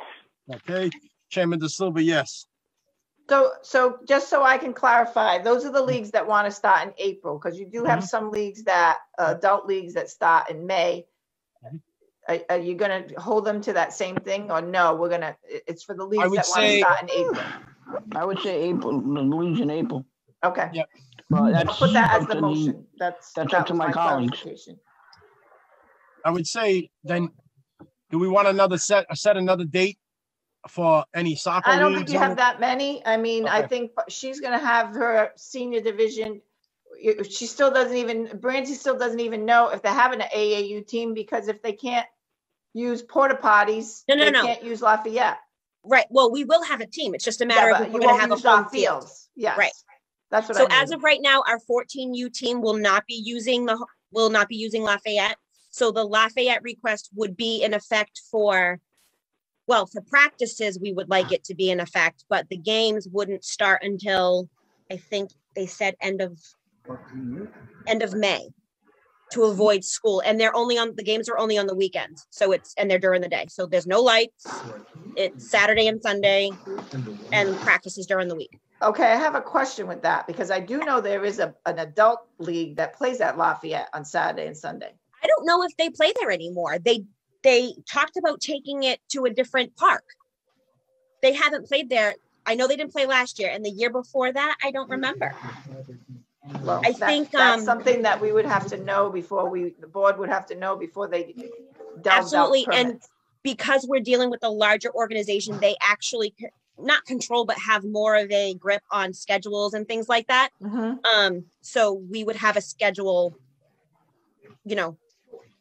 ready to. I think Lafayette's pending anyway, because that's baseball. That interferes with the men's adult league. We'd have to see and sort it out at that point.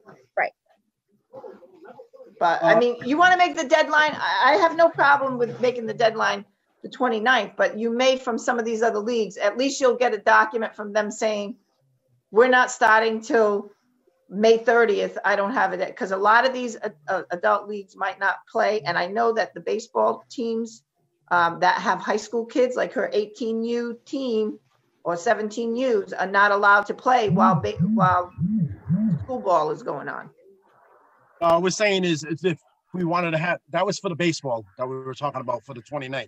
I'm talking about. I thought it was for everyone. I'm talking soccer, baseball. Okay. I'm sending that out to everybody. Okay. And then whoever can't meet that deadline, they can actually send you back an email saying we're not even beginning at this point. And then the board will at least have that information. We'll leave it the 29th for everyone, and let someone send back the documentation that they don't have their information by then, because they're not scheduled to start till mid-May. I say that the cleanest one, leave it, everybody, March 29th. Submit your information. We already did a vote on that, right? 29th? Yes. I don't know. I'm not sure if you did a roll call. I did, but we'll do it again. Commissioner Farias made the motion. Commissioner Sylvia? Yes. Commissioner Rigo? Yes. And Commissioner De Silva, yes. Okay, So it's March 29th. Yep. All permits, all paperwork has to be turned in by. Another concern I had was, I know I gave the address to Ms. Smith. Any leagues, we already sent it out. I'm giving you a 30-day notice. If your league is no longer in fact, I want any buildings that you were utilizing emptied by the April 3rd. If not, we're sending our crew in and we're retrieving whatever and changing the locks. We need to know what the conditions of these buildings are. If there's water been turned on, anything, damages and that, because like I said, these are the taxpayers' buildings. So can I get a motion? You broke up a little bit. I didn't catch everything that you said. We have 30 days for what? 30 days. If any of these leagues that are no longer in use of these buildings, Okay. or in any of the parks that are not being utilized in that, we have, Ms. Smith sent out a letter and we're just giving the notices, 30 days, so April 3rd, we will be sending in the park department to change the locks of these buildings, concession stands, whatever there was at the parks that are not being utilized anymore. If that league is not in use anymore, if that league is no more in formation. Okay, thank you. I get a motion for that. Motion. Can I get a second? Roll call vote, Commissioner Sylvia, Yes. Commissioner Farias, Yes. Commissioner Rigo. Commissioner Rigo? Yeah. Did she leave? oh no, you got three. Got three. Commissioner Farias, Commissioner Rigo. So with us? Oh. All right, Chairman De Silva, that's 3 votes. All right. Okay, right. we better move this along because we're I gonna think- lose in Helen. We better Yeah, move this along. That's it. Okay. All right, so Item C. You gotta go item back. C. I gotta go to work tomorrow. You people Item are C. up all night. Item So 6. do I. You guys are all Nah, set. that's Helen. See? She's coming back now. All right. Helen's back. I'm Okay. back. Okay. Got a 4 a.m. call, you know. All right. Let's So move. Helen, Yeah. you may as well get Helen's roll call of Okay. Commissioner. Commissioner Rigo, we made a motion that we wanted any leagues that are no longer in existence. We want them 30 days to April 3rd. Ms. Smith already had sent out a letter last month to them that they have to clear out all their property out of any of our buildings that they are no longer utilizing, or as of April 3rd, we will be sending the park department in to change the locks and clear out any materials that are in them buildings. So we made a motion and a roll call vote. So we're gonna do the roll call vote again. Commissioner Farias made the motion. No, Commissioner Sylvia made the motion. I'm sorry, Commissioner Sylvia made the motion. So Commissioner Sylvia, roll call vote. Yes. Commissioner Farias, Yes. Commissioner Rigo, Yes. and Commissioner De Silva, yes. You can't see him. So Ms. Smith, you know April 3rd, if you don't hear back, send you guys in. Okay. Okay, item C. You guys are all set. You can leave. You're done with me? Okay. Yeah, you're fine. Have a good night. Thank you all Have a for good your night. time. Good night. You're welcome. Item C, demolition of North Park, President Avenue Comfort Station, brick building.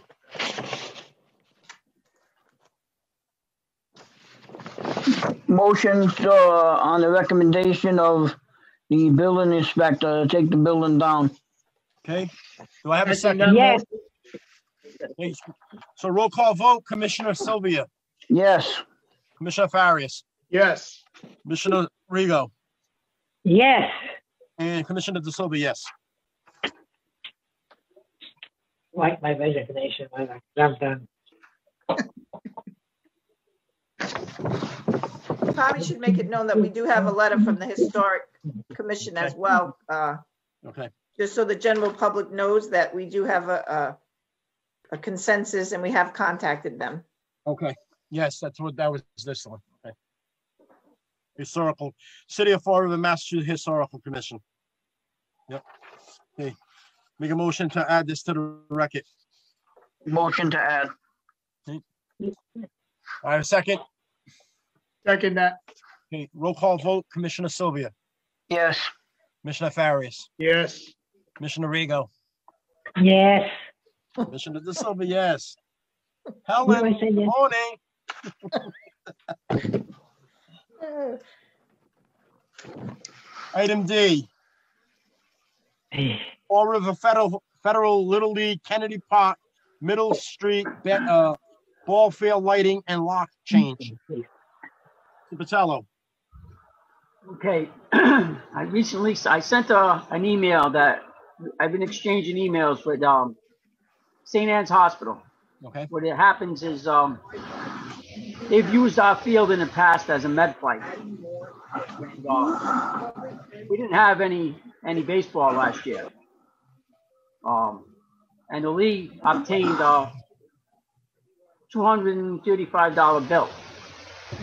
Now, I sent an email into the board, and the email is stating that St. Anne's Hospital does not use the lights and no longer has any use for them. That was from, John, just to clarify, make sure you clarify that email did come directly from St. Anne's Hospital. It's not something that Mr. Botello told us. If you look at the packet, it's directly from St. Anne's Hospital saying they no longer use the lighting. So I asked that to be provided so that we would be covered, and John, Mr. Botello would be covered as well when, you know, with his request to ask to change the locks. Mr. Chairman, the reason of that being, in the past, president before me, we got called to the field one night, and there was no games going on. But we got called to the field, and when we arrived to the field, the lights were lit, and St. Anne's security opened up the door, and a bunch of friends of the guy who had the key to the building, they were playing ball on the field with the lights on. So the reason being that I want to change these locks, and I will hand the key off to Nancy for the building, is so that this won't happen. It'll only be our league that has the key to that door to use the lights. And I mean, I've never stopped paying this bill. In the past, Federal's paid for the bill, whether we use the lights or not. I paid for that bill, and I've said it to, a few people that I don't want to be the guy to not pay that bill, and someone needs a med flight, and I didn't pay the bill, and the electric was off, and there was no lights. So Federal's been paying that bill, quite some time. I have no problem if we had baseball, and we were using the lights. Of course, we pay for our lights, and we have in the past.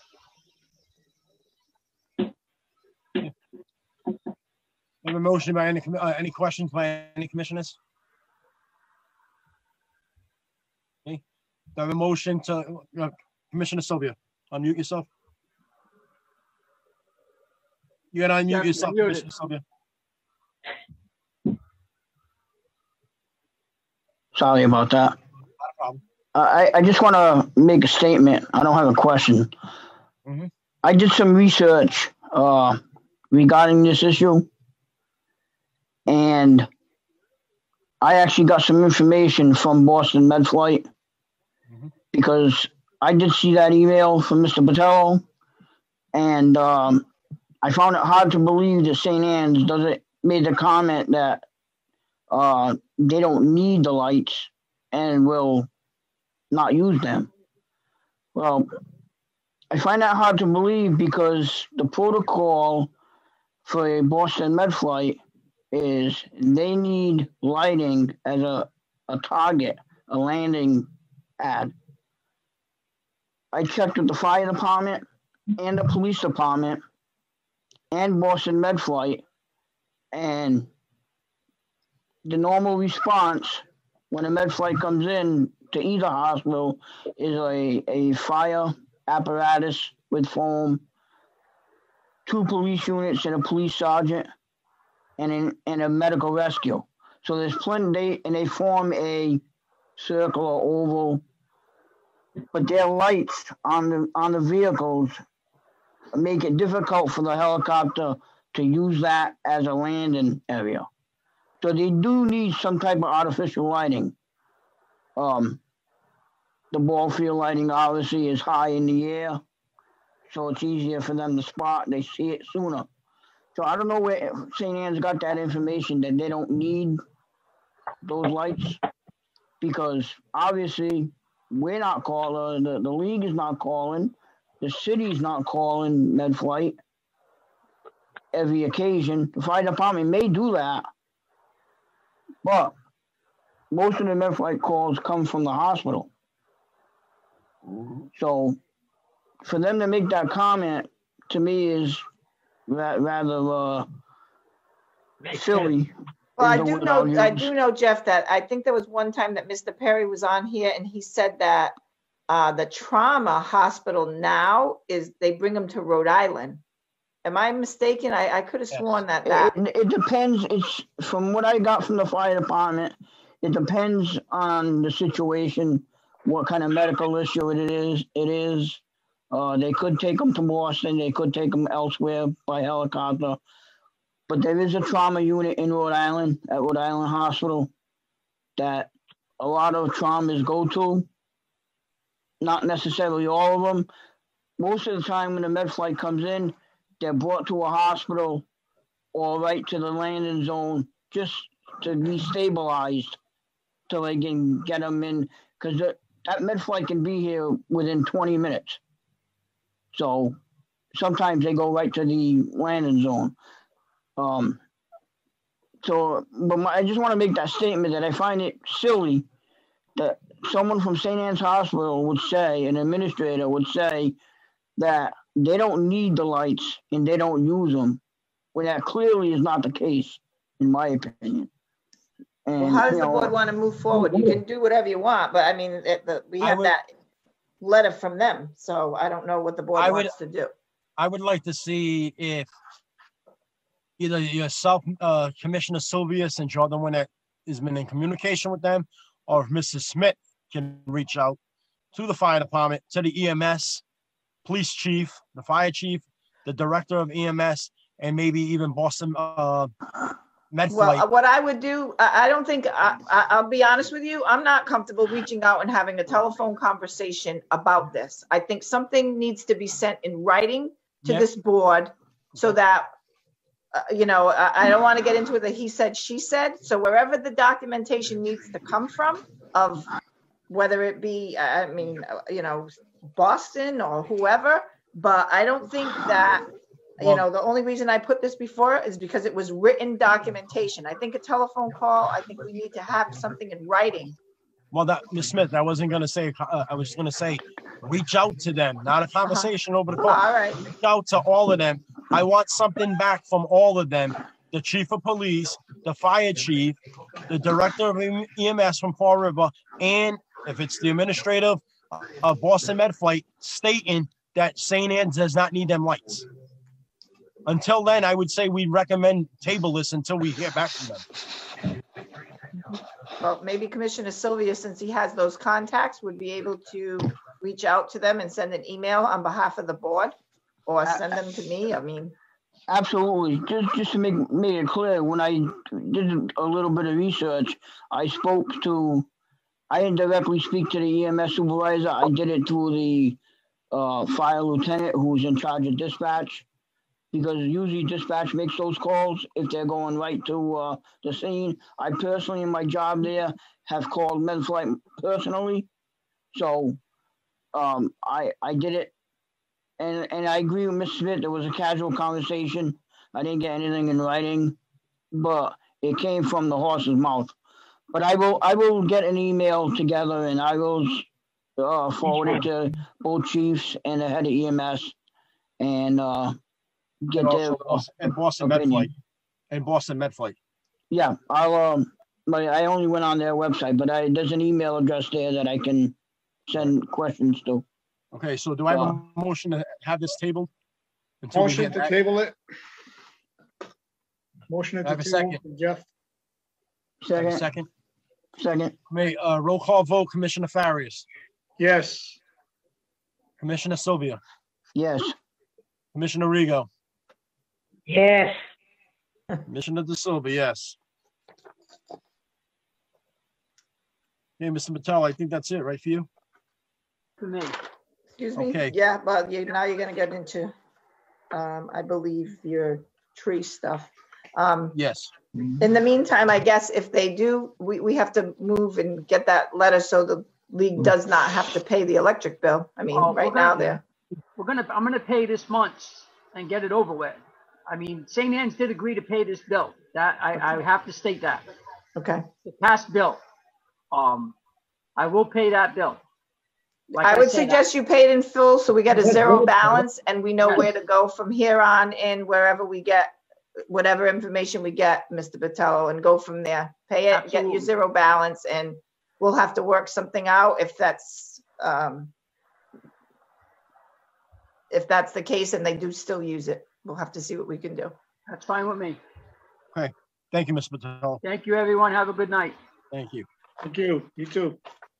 Item F, can I get Mr. Pirano? Are you on with us, buddy? You I'm sleeping? here. How are you? Good evening. Good evening, everyone. You working overtime? All right. Wake So up, Chris, item, it's time for you. item F, Ready. tree removal request at 342 Pears Street. Yes, so the resident requested that we remove the tree because it's affecting their plumbing. They did have a plumber go out and CCTV the line, and it is in fact the tree affecting the plumbing, and it is also affecting the sidewalk. So my recommendation would be for removal at this point. I just had one question before we do. Are we responsible for this Bass Ready Rooted bill? Or is that? No. Okay. We make them provide it. We've always made, I'm sorry, Okay, Chris. I'm just so used to, we just Okay. make them provide it so they don't just say, oh yeah, it's in, All right. the tree roots are in my, they pay it. And as a courtesy, the city removes the tree. No problem. Sorry. All right, not a problem. Thank you. Do I have a motion to, Motion to remove per the cemetery director's recommendation. okay, do I have a second? Second that. Hey, roll call vote of commissioners. Commissioner Sylvia, Yes. Commissioner Farias. Farias, you muted yourself. You still muted yourself. Yes. Thank you. Commissioner Rio, Yes. Commissioner Sylvia, yes. Yay.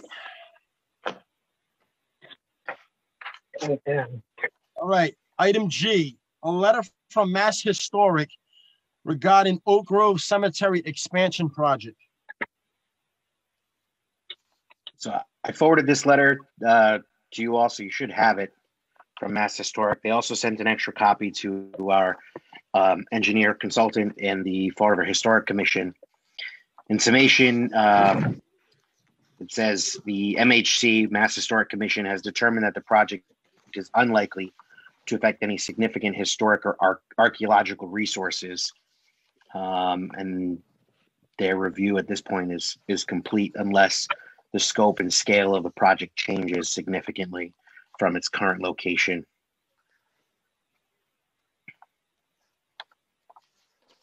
Okay. So does that mean we can go on with our project? So do we have a motion to accept and place this on file? I make a motion. Please. Go ahead, Victor. File. Commissioner Farias, make your motion. Oh, I make a motion to put on file. Okay, thank you. Commissioner Sylvia, Second. second. Seven. Roll call vote. Commissioner Farias, Yes. Commissioner Sylvia, Yes. Commissioner Rigo, Yes. Commissioner De Silva, yes. Okay, I'm almost there. item H, cemetery rules, regulations, update by Corporation Council's review. So the Corporation Council responded to our request for review by reading through the packet and making some notations. All of the notations were mainly formatting and grammar corrections. So those were made and those updates were forwarded to the board for their consideration.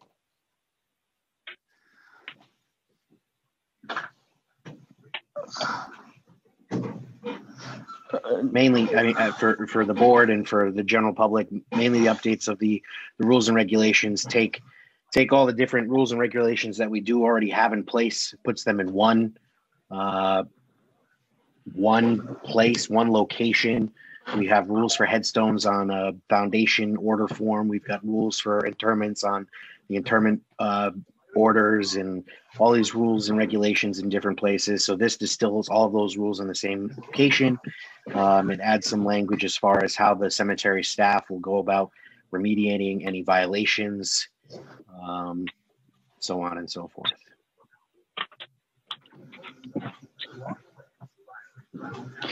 Chris, are you comfortable with those recommendations from Corporation Council?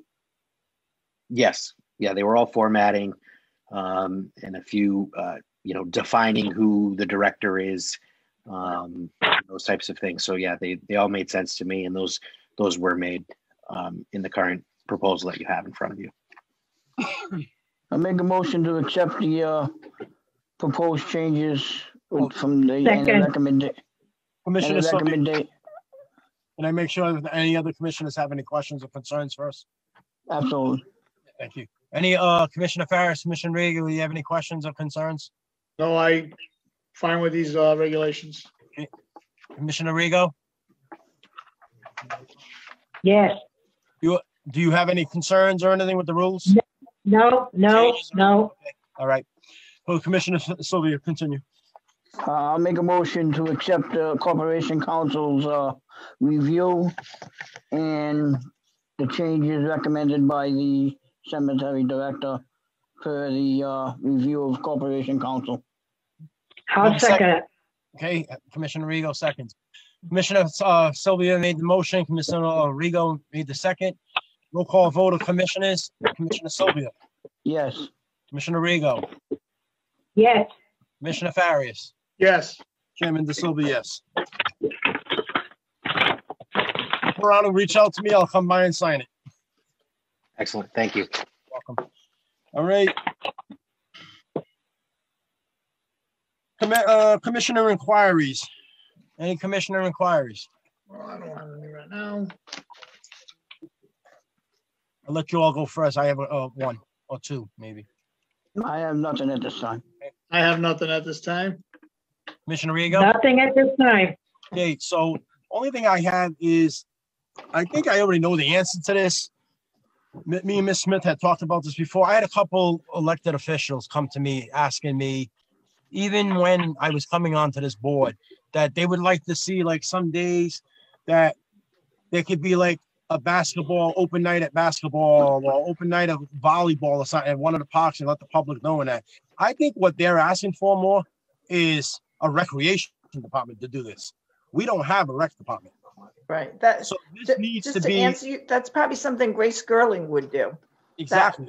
They need to. It's going to either have to be that they want to do this on and put in a permit, a request to do this on a weekly basis or something at every different park or something through the summer or the spring, and that, because for us to do this, we don't have the staff to be doing this.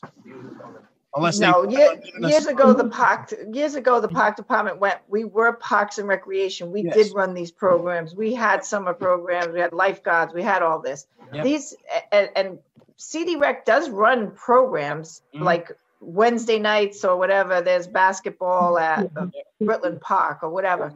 They charge a minimal fee, I think, for the kids to be a part of that group.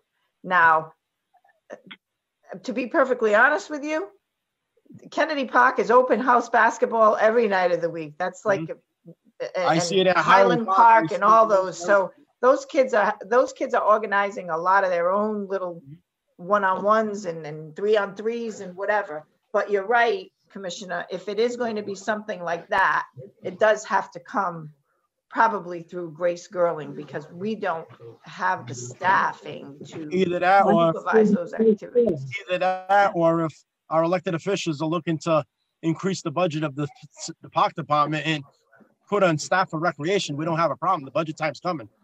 Hey, I'm all for that. I'd like to see Kennedy Park have that splash pad finally.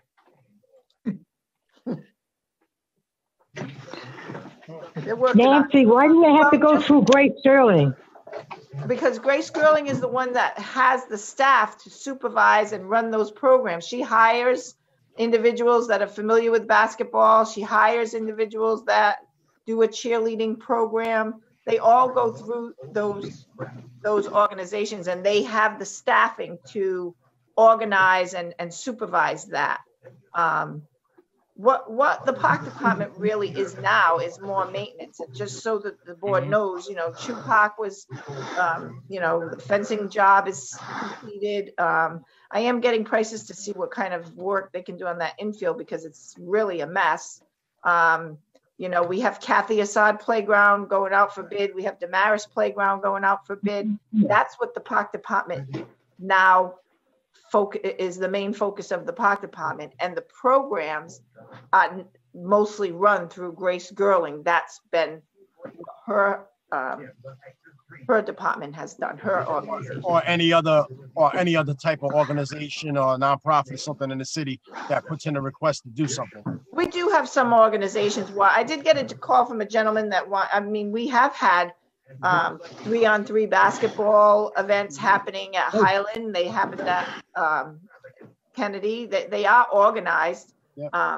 And I'll be honest, I don't know how you would do that this year because I don't know what the stipulations and guidelines are going to be as far as COVID. I know a lot of them are lifted, but we don't know what it's going to be with being able to have hundreds of kids wanting to play in a basketball tournament. So I think just kind of wait and see. Nancy, can't the park department get community development money for this? But we don't have the staff, Helen. Our staff is all labor. Well, they can hire. Why can't they hire somebody? This is what we're saying. If the council or the elected officials would like this, they would probably want to fund this.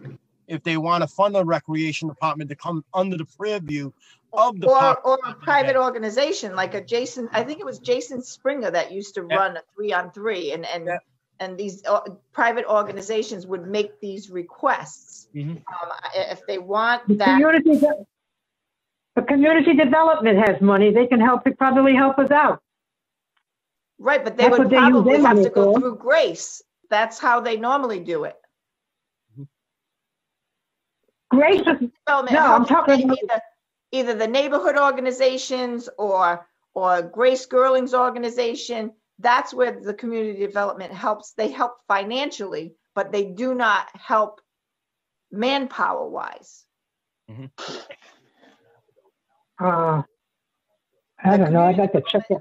I think that we should check into that. I know, Commissioner Rigo, I know the former administration would never like to have community development money spent on salaries. They always wanted it into programs.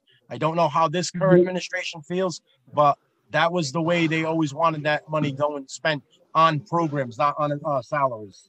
I don't know if Community Development Agency can fund salaries. At one point, they used to fund salaries in the park department, and they can no longer fund them. They were told by HUD they can no longer fund them. They can fund an event. They can fund like a neighborhood type of event, I think. I'm not even 100% sure how that works. They usually coordinate that through the mayor's office, but I don't think they can hire individuals to do an event.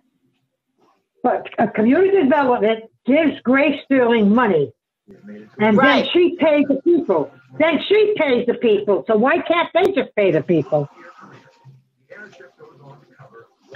Because I don't know if community development funding pays Grace Girling's salaries. I think they pay for her organization to run these events, but I don't believe the individual salaries are paid by community. Well, then I think that we should find out.